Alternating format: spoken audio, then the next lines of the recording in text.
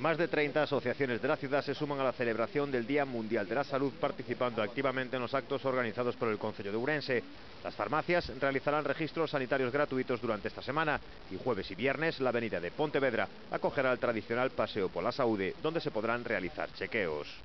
A cidade ofrecerá aos cidadáns un novo espacio público na avenida de Pontevedra para toparse ca familia, cos amigos e cos veciños e realizarse chequeos médicos, poñerse o día en temas de saúde, gozar coa música ao aire libre e interesarse pola enfermidade, pola encomiable labor de 37 asociacións participantes, moitas delas están aquí hoxe acompañándonos, que traballan aspectos saudables e sostibles en Ourense.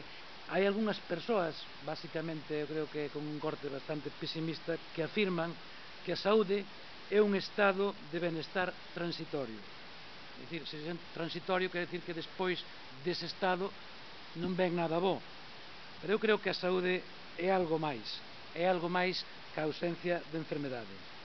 Creo que, entre outras cousas, o compromiso público coa súa promoción e tamén co benestar dos cidadáns. El domingo por la mañana habrá varias actividades al aire libre para fomentar la vida sana, patinaje en la calle del Paseo y obradoiros de salsa y tai chi en la Plaza Mayor.